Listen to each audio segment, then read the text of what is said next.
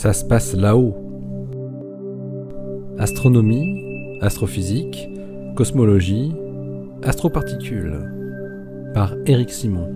Le 13 janvier 2016, nous parlions ici de la découverte de signes montrant la présence probable d'un trou noir de 100 000 masses solaires dans notre galaxie. Un trou noir dit de masse intermédiaire. Ces trous noirs qui sont si difficiles à trouver. Aujourd'hui, l'équipe japonaise à l'origine de cette observation publie de nouvelles données en ondes millimétriques qui confirment leur première hypothèse. Ce qu'avait détecté l'équipe de Tomoharu Oka, c'est un nuage de gaz moléculaire nommé CO-040-022, d'après ses coordonnées galactiques, et qui montrait une cinématique très bizarre, avec des vitesses très dispersées. L'analyse cinématique du nuage a mené les chercheurs à conclure qu'il ne pouvait s'agir que de mouvements induits par l'effet gravitationnel d'un objet très compact, dont la masse devait atteindre 10 puissance 5 masses solaires. Cela devait donc être un trou noir de la classe des masses intermédiaires, entre trou noir stellaire d'au plus 100 masses solaires et trou noir supermassif d'au moins 100 000 masses solaires. Le nuage CO-040-022 est un nuage de la catégorie des nuages denses à haute vitesse. En anglais, les HVCC, High Velocity Compact Clouds. Il fait seulement 5 parsecs de diamètre, soit 16 années-lumière, et se situe à environ 60 parsecs du centre galactique, 196 années-lumière. Les astrophysiciens japonais ont poursuivi leurs investigations sur cet étrange nuage de gaz, en utilisant cette fois-ci le puissant réseau de radiotélescopes ALMA, Atacama Large Millimeter Submillimeter Array, pour imager les émissions caractéristiques de deux molécules, le HCN et le CO. Ils parviennent à détecter une source quasi ponctuelle située au centre du nuage CO-040-022, qu'ils appellent donc logiquement CO-040-022 étoile. Cette source radio a un spectre à large bande qui montre une luminosité 500 fois plus faible que celle du trou noir supermassif Sagittarius à étoile.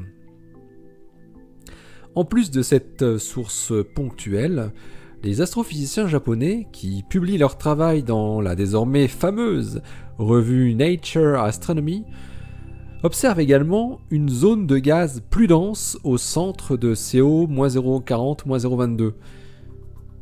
Ils ont alors effectué des simulations numériques en considérant la présence d'un objet compact comme le trou noir inféré et retrouvent exactement les mouvements de ce gaz dense qui sont observés.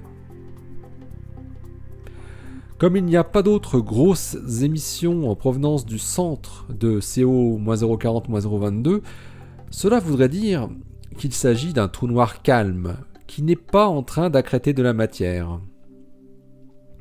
Oka et ses collègues ont quand même demandé du temps d'observation avec le télescope spatial XMM Newton pour scruter le nuage en rayons X. Le flux mesuré est très faible, et lui aussi dans le même facteur 500 par rapport aux émissions X de Sagittarius à étoile. Bien sûr, avant de conclure sur la nature trou noir de l'objet compact semblant situé au centre de CO-040-022, les astronomes japonais ont cherché d'autres explications, comme par exemple celle d'un amas globulaire très dense.